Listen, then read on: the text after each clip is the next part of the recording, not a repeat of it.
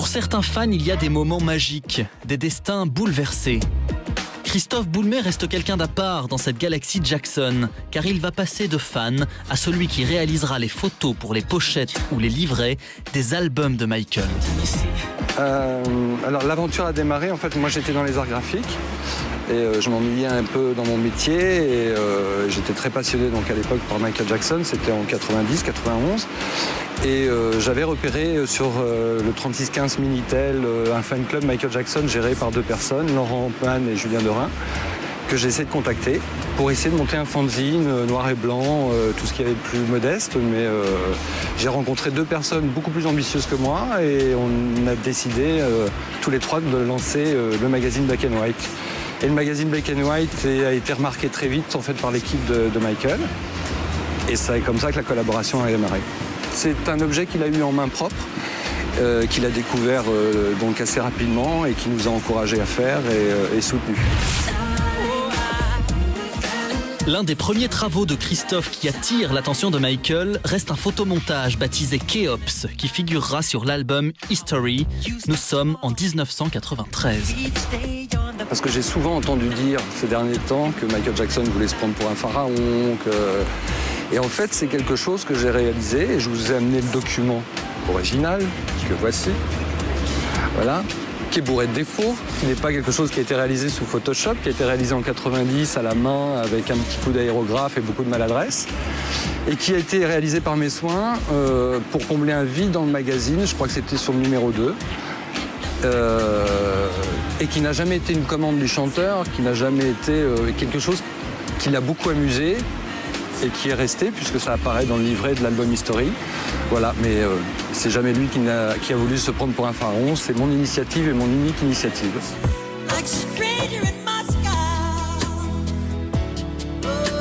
En 1996, Michael invite l'équipe de Black and White et Christophe sur le tournage du clip Stranger in Moscow. C'était la première fois qu'il laissait un photographe indépendant faire des clichés de lui sans droit de regard sur le résultat.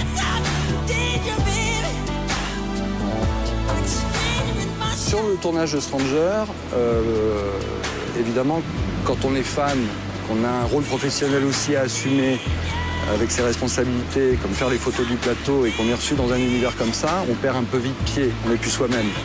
Je me souviens entre autres du moment où on a présenté la pochette du disque, Stranger in Moscow, et Michael a fait venir le représentant de chez Sony, qui était un jeune garçon un peu désagréable, mâchant des chewing-gums avec un t-shirt Rest Against the Machine, un petit peu arrogant.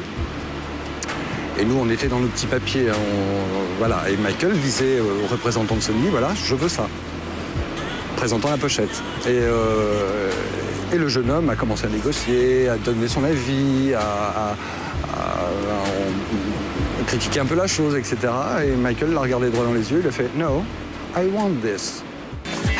L'année suivante, Christophe voit de nouveau son travail honoré par le chanteur puisqu'il choisit une des illustrations du photographe comme illustration du court-métrage de 40 minutes Ghosts, coécrit avec Stephen King.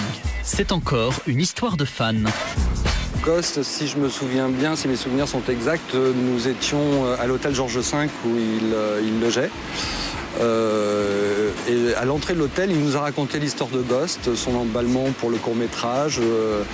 Il nous a raconté en détail le scénario et dans mon esprit, ça a tout de suite germé. On est rentrés tous les trois, parce que Julien et Laurent étaient là aussi, et très motivés, faire quelque chose autour de cet événement, en prévision du magazine. Et donc j'ai réalisé une première illustration qui est apparue en poster dans le magazine, qui a tout de suite été validée par Michael Jackson et qui est devenue après la pochette du disque, le laserdisc, la boîte collector, la VHS et tout ce qui tournait autour du court-métrage à ce moment-là.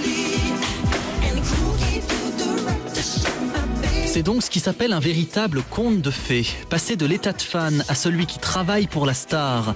Dans le monde du disque, le rapport de Jackson et ses fans est unique.